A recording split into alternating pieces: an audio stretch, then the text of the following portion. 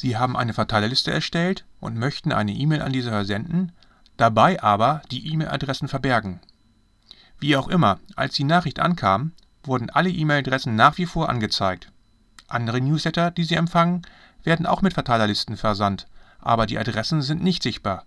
Nun fragen Sie sich, wie dies bei Outlook einstellbar ist, dass die Adressen den anderen Empfängern nicht angezeigt werden. Grundsätzlich gibt es einen Unterschied zwischen Verteilerlisten auf Serverseite und Verteilerseite bei den einzelnen E-Mail-Programmen. Wir zeigen Ihnen, wie Sie Verteilerlisten direkt in Outlook erstellen können. Verteilerlisten auf dem Server. Die zentralen Verteilerlisten auf dem Server werden auf dem E-Mail-Server erstellt. Generell werden diese Verteilerlisten als großer Sammelbehälter angezeigt, in dem sich andere E-Mail-Adressen befinden, und es wird gleichzeitig eine eigene E-Mail-Adresse für diesen Sammelbehälter angezeigt. Wenn Sie eine E-Mail an eine solche Adresse versenden, öffnet der E-Mail-Server diese Sammeladresse, speichert die Adressen ab, die sich darin befinden, schließt die Sammeladresse wieder und sendet dann individuelle Nachrichten an diese E-Mail-Adresse. Der Empfänger wird nur die Sammeladresse sehen und nicht seine eigene oder die von jemand anderem. Als Administrator eines E-Mail-Servers oder Eigentümer einer Verteilerliste sollten Sie jedoch sicherstellen, dass Sie einige Sendebeschränkungen einstellen, sonst kann jeder E-Mails an diese Verteileradressen versenden und damit alle Mitglieder erreichen.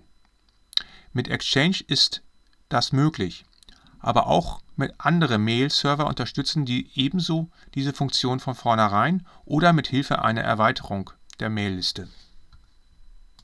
Verteilerlisten mit einem E-Mail-Programm. Dezentrale Verteilerlisten auf einzelnen Clients werden im E-Mail-Programm erstellt. Generell können Sie diese auch als große Sammelbehälter einsehen. Allerdings haben sie keine eigene E-Mail-Adresse.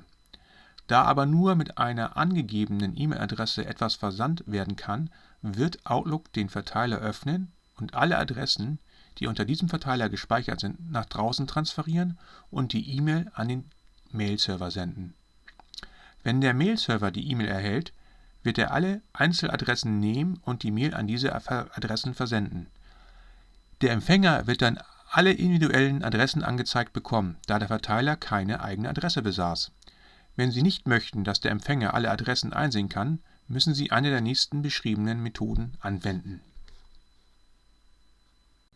Das BCC-Feld. Am einfachsten ist es, die Verteilerliste vom Server einfach ins BCC-Feld statt in das normale Empfängerfeld zu setzen.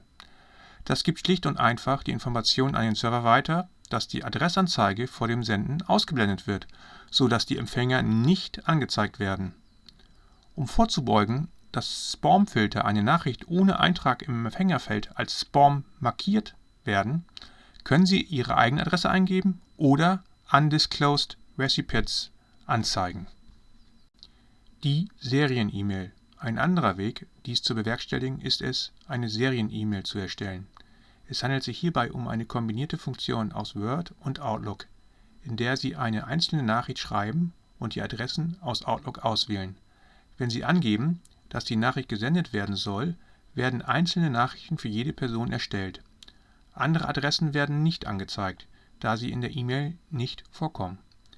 Ein weiterer Vorteil dieser Lösung ist, dass Sie die Nachrichten auch personalisieren können, ohne jede einzelne E-Mail ändern zu müssen. Dritte Möglichkeit: E-Mail-Tools bzw. Outlook-Erweiterungen. Wenn die Anzahl der Empfänger relativ klein ist, gibt es meist keine negativen Auswirkungen auf das Versandergebnis. Wenn die Nachricht jedoch an hunderte Empfänger verschickt wird, kann die Kopfzeile wesentlich größer sein als der Text und die eventuell angefügten Dateien zusammen. Dadurch wird die einzelne E-Mail sehr groß. Das Outlook-Add-in Send Personally bietet Ihnen eine alternative Methode für den Versand der Nachrichten mit Outlook an, wenn für jeden Empfänger eine separate Nachricht bestimmt ist. Der einzelne Empfänger wird auf diese Weise keine Informationen über andere Empfänger erhalten. Er/sie wird in der Anzeige nur seinen Namen sehen und kann auch direkt angeschrieben werden. Ein ähnliches Add-in nennt sich Send Individual Add-in von Sperry Software. Sie können Ihre bereits erstellten Verteilerlisten weiterhin verwenden, aber anstelle auf Senden zuklicken, gibt es eine Schaltfläche für einzelnes Senden, den Send Individual Button. Dieser bewirkt, dass einzelne Mails an die Empfänger gesandt werden. Die hier vorgestellten Erweiterungen finden Sie auch in der Videobeschreibung hier unten. Wie versenden Sie Ihre Nachrichten? Schreiben Sie uns einfach einen Kommentar hier unten hinein. Wir würden uns freuen, das mal zu diskutieren.